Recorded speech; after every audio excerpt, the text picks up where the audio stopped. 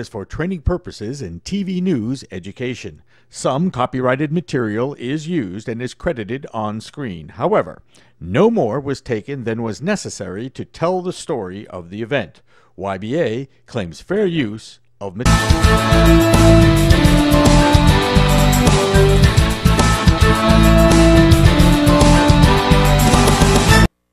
Hello and welcome to YBA Today. I'm your host, Liam Mailer. Today we have 3 great segments for you, ranging everywhere from news to weather to sports. First off, we have news here, as I'm going to send it over to Joseph and Matt on the news desk. Guys? Welcome to YBA News. I'm Matt Rochert here with Joseph Ketz, and let's get into the news. First off, after 4 whole nights of riots, the LA suburb of Anaheim was fairly relaxed Wednesday evening as authorities agreed to investigate the police shootings over the weekend. On Saturday, police shot and killed Manuel Diaz, 25, who was unarmed but harassing the officers. Then, on Sunday, a man was killed after a lengthy car pursuit after police claimed he opened fire on police officers. The deaths caused days of protests, confrontations with the police. The Anaheim FBI agreed to examine the cases yesterday, seemingly placating the protesters.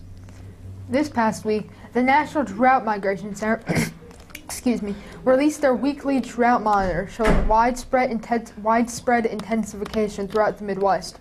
Their most severe drought categories, extreme and exceptional, rose from 13.5 to 20.5%. A 7% increase is the most dramatic rise since 2003 in those categories. The drought has been ruining crops, diminishing water supplies, and encouraging wildfires throughout the Midwest. The states that are affected are Illinois, Iowa, Missouri, Indiana, Arkansas, Kansas, and Nebraska, and into part of Wyoming and South Dakota. Experts are unsure when the drought will be over. The Consumer Product Safety Commission is suing the manufacturer of the popular desk toys known as Buckyballs in an attempt to get them to stop selling their products. The magnets have been known to pierce holes into the intestines of children who have ingested them.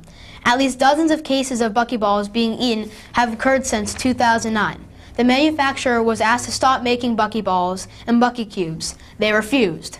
The company, Maxfield and Oberton, claim it's not their fault that some people misuse the product. It should be noted that the company's website has a warning label about the consumption of their products.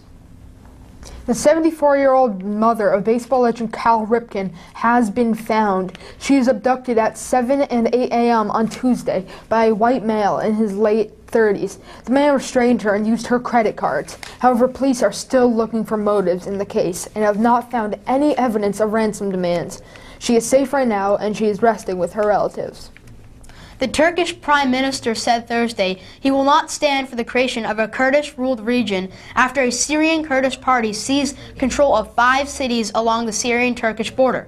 The Kurdish rebels already used northern Iraq as a launchpad for attacks in Turkey, and Turkey fears it will do the same in Syria. The disagreements could lead to possible fighting and even a small war between the two groups, who have already had previous disagreements about the role of Kurdish people in the Middle Eastern world affairs. Iraqi security battled al-Qaeda members throughout the day Thursday in Haditha, a city 50 miles north of Baghdad. 5 officers were fatally injured and 4 others are receiving medical attention at an Iraqi hospital. The attacks follow a period of violence and armed uprising this week in which dozens of innocent and security officers have been killed. This indicates a growing trend of political instability following U.S. withdrawal from the country. Greek triple jumper Voula Papachristou is prohibited from the London Olympics after posting a racist comment on Twitter aimed towards Africans. After releasing a lengthy apology statement in which she insisted it was just a joke, she was still banned because the Olympic Committee said it violated the values and idea of the Olympic movement. In 1980, Olympic runner Suleiman Nimbi took home the silver while fasting. This year, though, many Muslim athletes celebrating Ramadan will not fast during the Olympic Games. In an effort to remain competitive, they could petition to religious authorities to grant them an exception to observance of the fasting tradition. That's the news. Back to you, Liam. All right, thank you guys. That'll do it here for us this segment, but don't go away because next segment we have two special news bulletins and a timeout for Tech with Lane.